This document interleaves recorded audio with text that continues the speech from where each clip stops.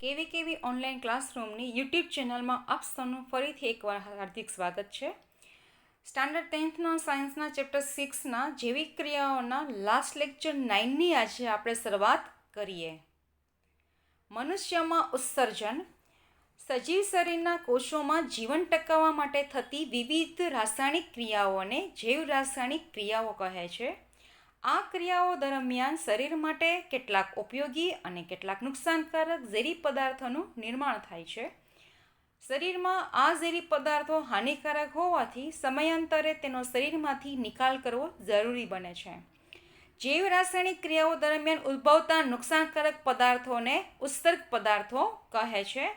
અહીં એક નીચે ચાર્ટ આપેલો છે, તમે જોઈ શકો છો બધા કે ઉત્સર્ગ દ્રવ્ય છે એ મનુષ્ય પોતાના શરીરમાંથી ઘન સ્વરૂપે, વાયુ સ્વરૂપે અને પ્રવાહી સ્વરૂપમાં નાઇટ્રોજનયુક્ત ઉત્સર્ગ પદાર્થોને દૂર કરે છે. તમને આ પ્રશ્ન હેતુલક્ષી પ્રશ્નમાં 1 માર્કની અંદર પૂછાઈ શકે. તો ઘન સ્વરૂપે મળ ઉત્સર્જનની ક્રિયા કરે છે કે જે આપણે પાચન તંત્રમાં સમજ્યા હતા. વાયુ સ્વરૂપે ઉચ્છ્વાસ દ્વારા CO2 દૂર કરે છે કે જે આપણે ફેફસાની પદ્ધતિમાં સમજ્યા હતા કે જે શ્વસન તંત્રમાં કેવી રીતે O2 અને CO2નો વિનિમય થાય છે. અને પ્રવાહી સ્વરૂપે નાઇટ્રોજનયુક્ત ઉત્સર્ગ પદાર્થો છે એને ઉત્સર્જન એટલે કે પ્રવાહી સ્વરૂપે શરીરમાંથી નિકાલ કરવામાં આવે છે.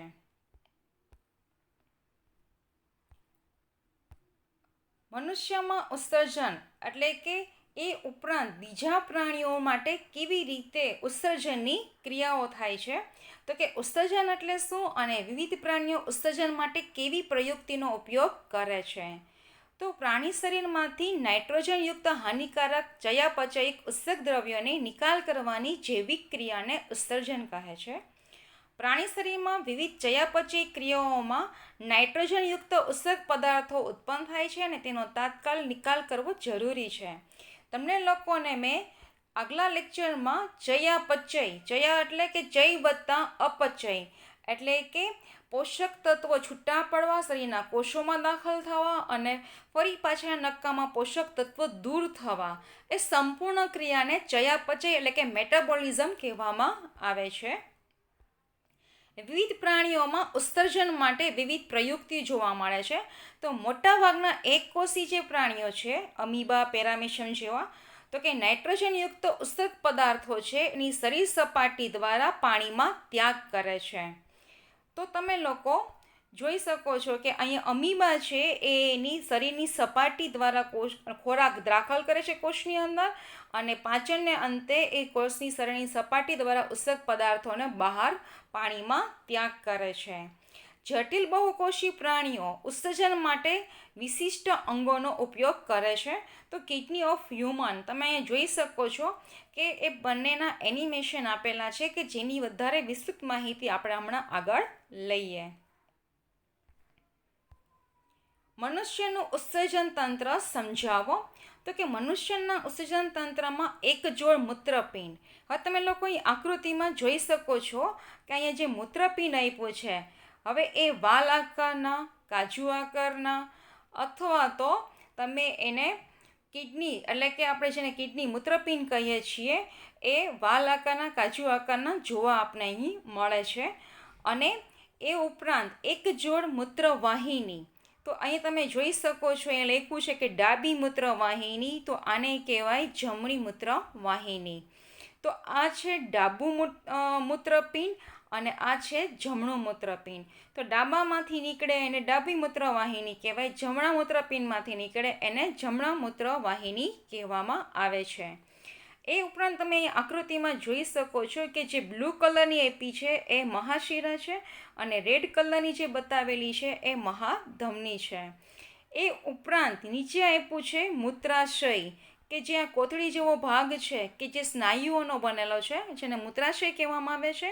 અને એ મૂત્રાશયના છેલ્લે નાનો એવો પાતળો માર્ગ ખુલ્લો છે કે જેને મૂત્ર માર્ગ કહેવામાં આવે છે. એટલે કે ઉત્સર્જન તંત્રમાં એક જોડ મૂત્રપિંડ, એક જોડ મૂત્રવાહિની, મૂત્રાશય અને મૂત્રમાર્ગનો સમાવેશ થાય છે. હવે આપણે પહેલાં જોઈએ મૂત્રપિંડ. તો કે મૂત્રપિંડ છે એ ઉદર એટલે કે પેટમાં કરોડસ્તંભના કશેરુકની બંને પાર્શ્વ બાજુએ આવેલા હોય છે. હમણાં આપણે એનિમેશનમાં આગળ જોઈએ. તો મૂત્રપિંડમાં રુધિરમાંથી ગાળણ દ્વારા નાઇટ્રોજનયુક્ત ઉત્સર્ગ દ્રવ્યો અલગ પડે છે અને મૂત્રનું નિર્માણ થાય છે. મૂત્ર નિર્માણની ક્રિયા પણ હમણાં જોઈએ. નેક્સ્ટ છે મૂત્રવાહિની. તો કે એ મૂત્રવાહિની છે એ મૂત્રાશય સાથે જોડાણ કરતી એક લાંબી નલિકા છે અને મૂત્રપિંડમાં નિર્માણ થયેલું મૂત્ર મૂત્રવાહિની દ્વારા છે એ મૂત્રાશયની અંદર દાખલ થાય છે. નેક્સ્ટ આવશે મૂત્રાશય.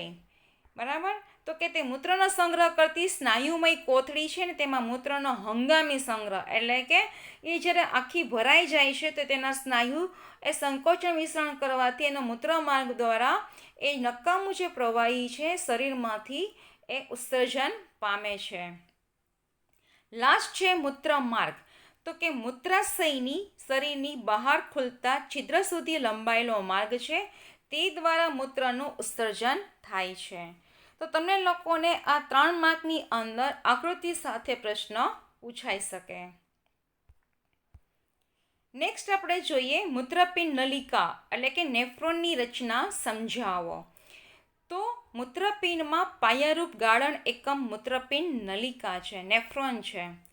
તો પ્રત્યેક મૂત્રપિંડમાં મોટી સંખ્યામાં મૂત્રપિંડ નલિકાઓ આવેલી હોય છે. હવે તમે અહીં આકૃતિ આપેલી છે. આ જે મૂત્રપિંડ છે એનો છેદ આપેલો છે અને એ છેદની અંદર તમે એક છેદની અંદર તમે જોઈ શકો છો કે એને ઝૂમ કરીને આ જે ઉત્સર્ગ એકમ છે એને સમજાવેલો છે અને એવું કહેવામાં આવે છે કે એવા એક મૂત્રપિંડની અંદર આવા ઉત્સર્ગ એકમો 10 લાખ જેટલા હોય છે. 10 લાખ જેટલા.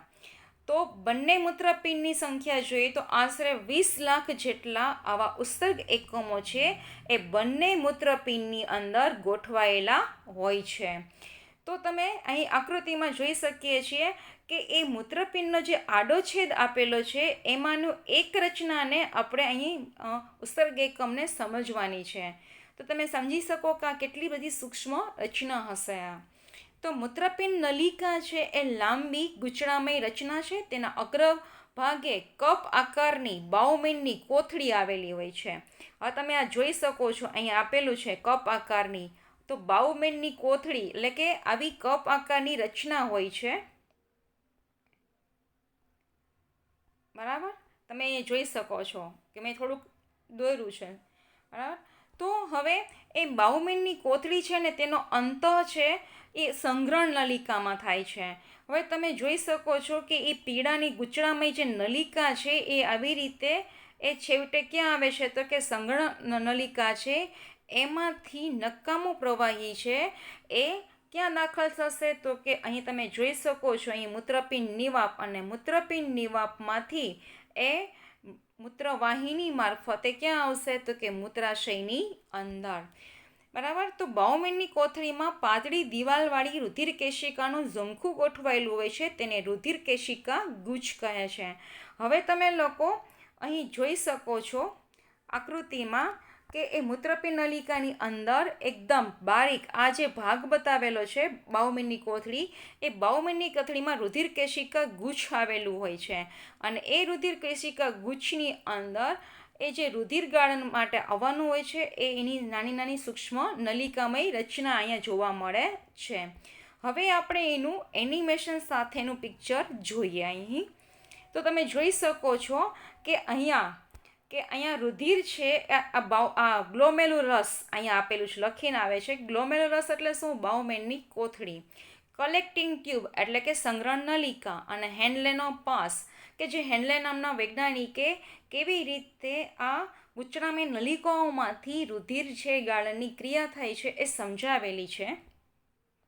તો અહીં જે રુધિર છે એ અહીંથી ગળાઈને આ નલિકાઓમાંથી એ પસાર થશે અને એ પસાર થાય છે ત્યારે શું થશે કે એ મૂત્રપિંડ નલિકા છે એના કોષો છે એ રુધિરની મીન્સ જે નકામું પ્રવાહી છે એમાંથી ઘણા બધા પ્રમાણમાં પાણી, એમિનો એસિડ કે શર્કરા જેવા ક્ષારો જે રહેલા હશે એનું શોષણ કરે છે અને છેવટે એ નકામું પ્રવાહી છે એ સંગ્રહણ નલિકામાં દાખલ થાય છે અને આવી સંગ્રહણ નલિકા છે એ મૂત્રપિંડ નિવાપમાં ખુલે છે.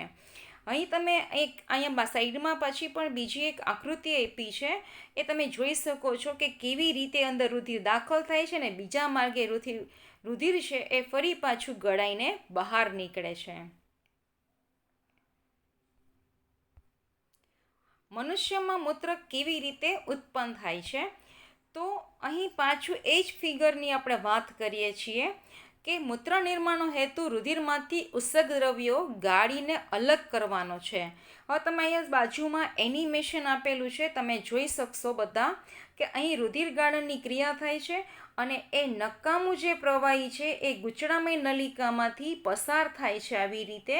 અને વેસ્ટ શબ્દ આપ્યું છે, વેસ્ટ એટલે કે નકામું જે પ્રવાહી છે એ મૂત્રપિંડ નિવાપમાંથી મૂત્રવાહિની અને મૂત્રવાહિનીમાંથી મૂત્રાશય, મૂત્રાશયમાંથી મૂત્રમાર્ગ મારફતે શરીરની બહાર. તો કે જે આ મૂત્ર કેવી રીતે ઉત્પન્ન થાય છે હવે આપણે એ જોઈએ.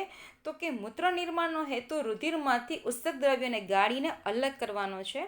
મૂત્રપિંડ રુધિરમાંથી નાઇટ્રોજનયુક્ત ઉત્સર્ગ દ્રવ્યો યુરિયા, યુરિક એસિડ વગેરેને દૂર કરે છે કે જે આપણા શરીર માટે ખૂબ જ નુકસાનકારક પદાર્થો છે. ગાળણ એકમો મૂત્રપિંડ નલિકા દ્વારા મૂત્ર ઉત્પન્ન થાય છે કે આ જે નલિકાઓમાંથી જ્યારે નકામું પ્રવાહી બહાર નીકળે છે ત્યારે એમાંથી તમને હમણાં જ વાત કરી કે એમાં જે સારા જે ઘટકો છે કે પાણી છે કે શર્કરા છે, એમિનો એસિડ થોડા ઘણા અંશે રહી ગયો છે, એનું પુનઃ શોષણ થાય છે અને પછી નકામું પ્રવાહી છે એ નલિકામાંથી આગળ વધે છે અને સંગ્રહણ નલિકામાંથી બહાર નીકળે છે. તો કે બાઉમેનની કોથળીમાં ગાળણ એકત્ર થાય છે. ગાળણ એકત્ર થવું એટલે શું? તો કે સૌ પ્રથમ કે જ્યારે રુધિર છે અહીં દાખલ થાય છે ગાળણ માટે થઈને તેની એ વાત કરે છે. અને પ્રારંભિક ગાળણમાં ગ્લુકોઝ, એમિનો એસિડ, ક્ષાર, વધુ માત્રામાં પાણી હોય છે. એટલે કે જ્યારે એ અહીંથી ગાળણ થયા બાદ અહીંયા નલિકામાં આવે ને ત્યારે આ ઘટકો હજી રહેલા હોય છે, સંપૂર્ણ એનું શોષણ નથી થયું હોતું. જેમ જેમ ગાળણ છે ને એ મૂત્રપિંડ નલિકામાં આગળ વધતું છે ને એમ આ ઘટકો છે એનું શોષણ થતું જાય છે અને છેવટે ફક્ત નકામું પ્રવાહી જ વધે છે. તો જેમ જેમ ગાળણ છે એ મૂત્ર નલિકામાં વહન પામે છે તેમ આ ઉપયોગી પદાર્થો પસંદગીશીલ પુનઃ શોષણ પામે છે કે જે તમે લોકો 9મા ધોરણમાં સમજી ચૂક્યા છો. હવે પાણીના પુનઃશોષણના પ્રમાણનો આધાર શરીરમાં પાણીની માત્રા અને ઉત્સર્જિત કરાતા દ્રવ્યોના નકામા પદાર્થો ઉપર રહેલો છે.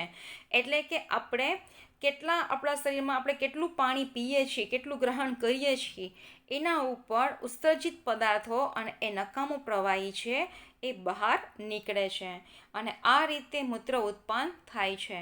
તો અહીં તમે એનિમેશન આપેલું છે, તમે લોકો જોઈ શકો છો કે કેવી રીતે આ જે મૂત્રપિંડ છે એની અંદરના ભાગમાં કેવી રીતે આ જે બાઉમેનની કોથળી છે એની અંદર રુધિર ગાળણની ક્રિયા થાય છે.